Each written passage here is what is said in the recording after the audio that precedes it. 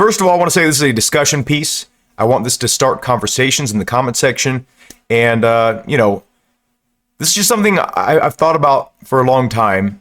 I've talked about it in past videos. I just really want to bring more emphasis on this because it's a topic that comes up a lot, especially in simulation titles.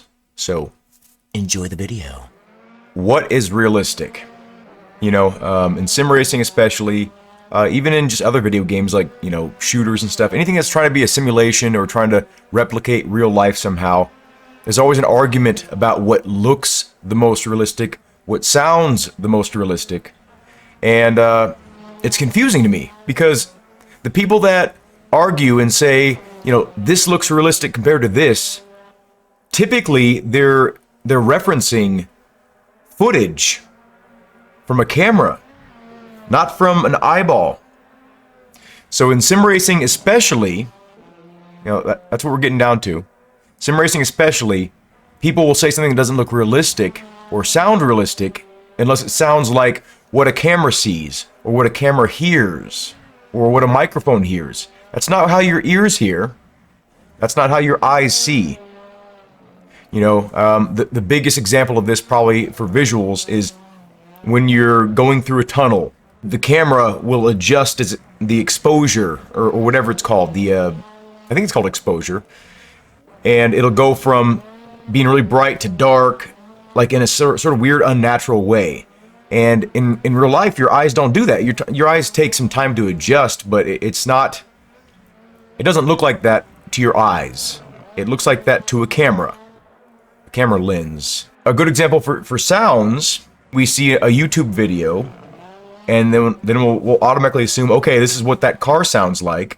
But unless you're in that car in real life with your ears to determine that that's what that car sounds like to a human ear, or specifically to your human ear, you can't necessarily say that's what it sounds like in real life.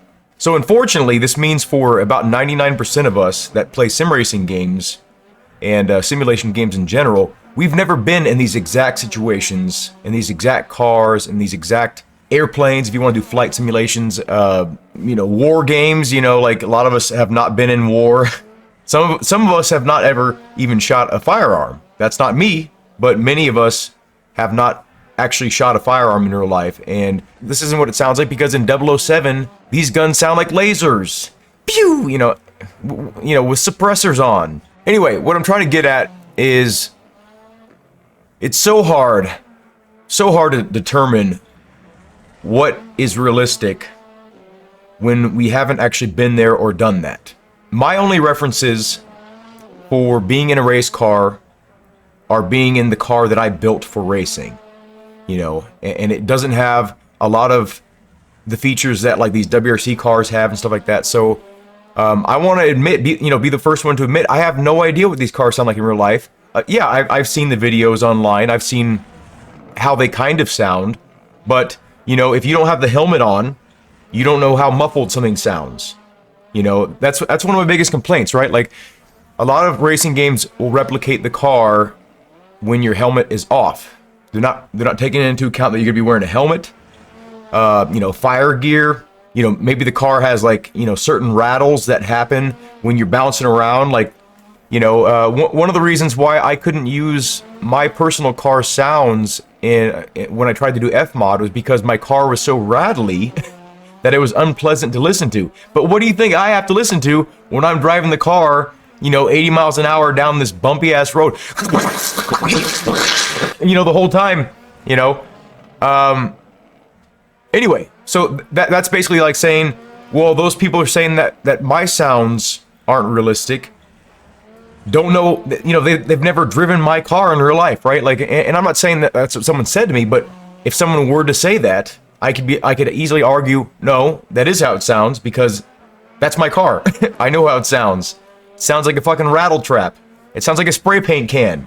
It's a frustrating thing because it's something that we can never fully correct because there is no one person, no one team that has, access to all this stuff except for like, these big budget games that we play, like, but then you have to determine, is it worth the effort to capture these sounds with all these small little details, when no matter what, there's going to be people complaining that sounds unrealistic, or sounds too real and it's unpleasant. You know, is it worth it? And that's what, unfortunately, we have to deal with. A lot of racing games, you know, it seems like certain sounds are emphasized to excite the listener rather than like, you know, how certain sounds would sound in real life if you're actually in the car.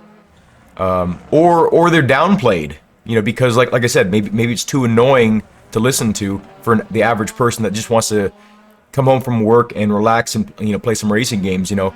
So it's a real fine line. Should this be realistic down to the absolute smallest detail, or should it be realistic just enough so people accept it as a realistic sound and move on and then enjoy the game? You know, let me know in the comments how you feel, your experiences. I just kind of wanted to get that concept out there, because I don't think a lot of people think about that. They don't think about the small details that take place when you're actually there.